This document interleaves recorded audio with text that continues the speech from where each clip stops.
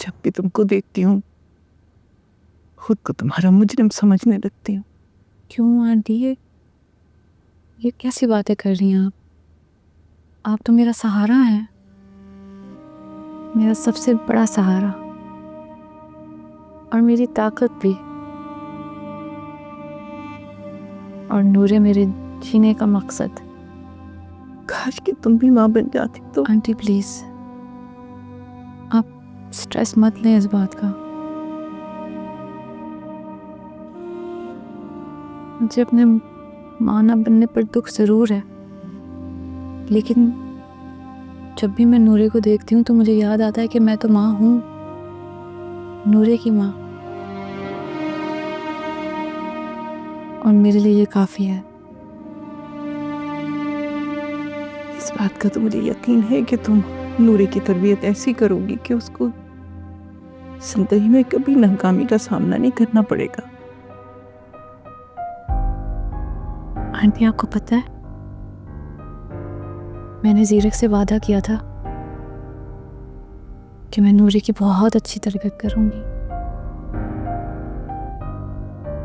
उसे एक अच्छा इंसान भी बनाऊंगी और एक अच्छा मुसलमान भी। वो मेरी बेटी भी होगी और मेरा बेटा भी, और उसे अपनी हिफाजत के लिए किसी के बाजुओं की जरूरत नहीं पड़ेगी। आप देखिएगा, मैं अपनी जिंदगी नूरे की तरबियत के लिए ही वक्फ कर दूंगी।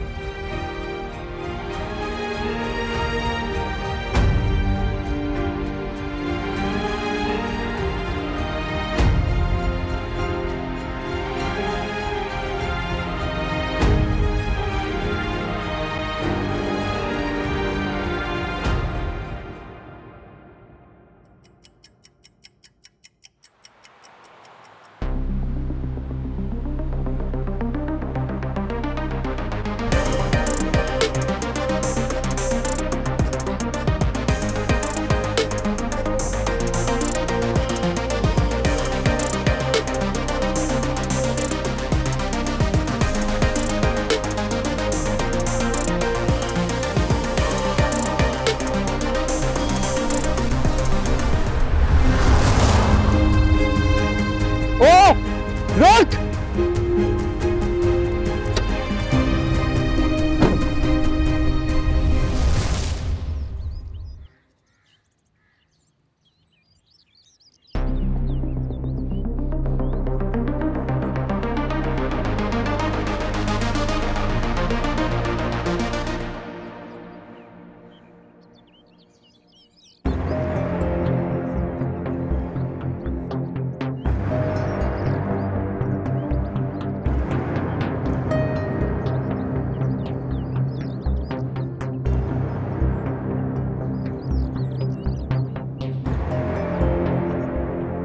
सीरक,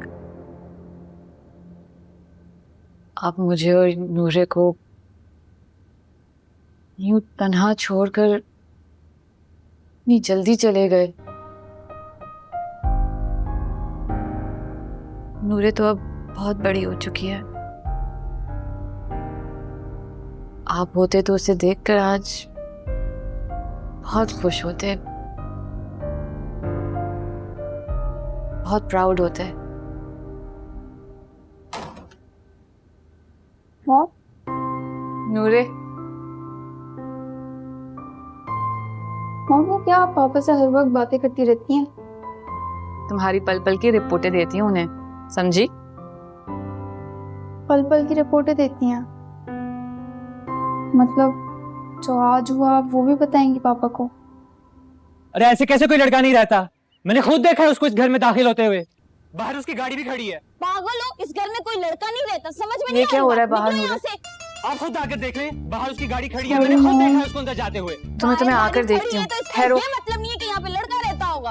अगर समझ में आएगी तो चलो निकलो निकलो निकलो यहाँ से। बहुत ही बदतमीज किस्म के लोग रहते हैं इस घर में। अच्छा, हम बदतमीज यहाँ रहते हैं? अभी मैं गार्ड को बुलाती हूँ, अभी तुम्हें पता चल जाएगा कि कौन बदतमीज है।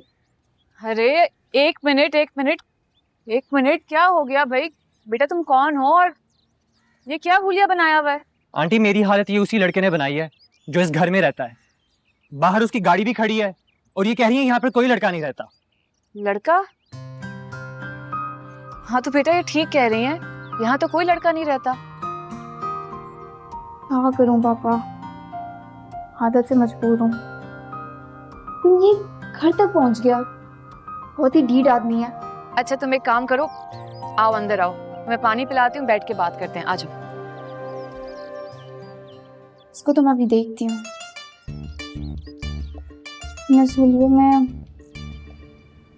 बेटा खालदा भी ठीक कह रही थी, इस घर में तो कोई लड़का या मर्द नहीं रहता, बस मैं रहती हूँ और मेरे साथ मेरी बेटी रहती है।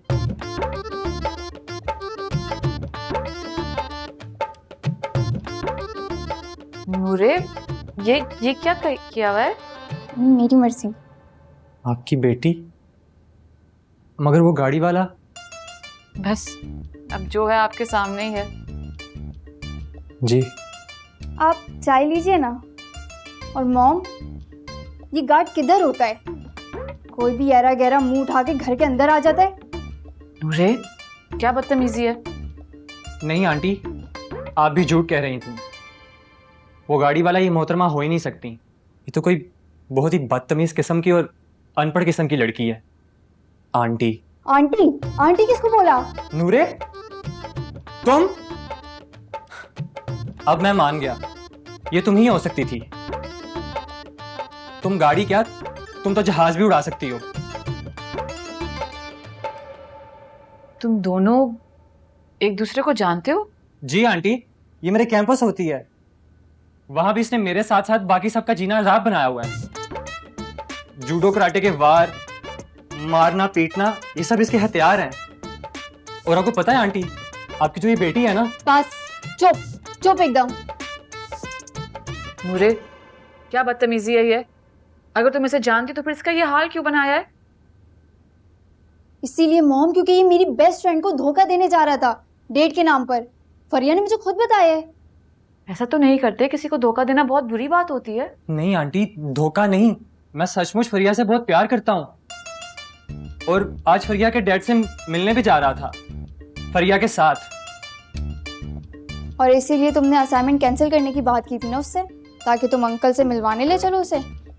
खैर, मैंने फरिया से शर्त लगाई थी कि तुम आज नहीं पहुंचोगे, और देखो आज वो अपना असाइनमेंट आराम से कंप्लीट कर रही है। देखा आंटी आपने? बेटा ये छोटी मोटी शरारतें तो यूनिवर्सिटी लाइफ का हिस्सा होती हैं, जिंदगी भर याद आती हैं। ये तो है आंटी। वैसे मॉम, बहुत अच्छा भाई है मेरा। भाई है? वैसे आंटी, ये हर लड़की को अपना भाई क्यों बना लेती है? क्योंकि मुझे अपने भाई के तस्वुर से बहुत प्यार है।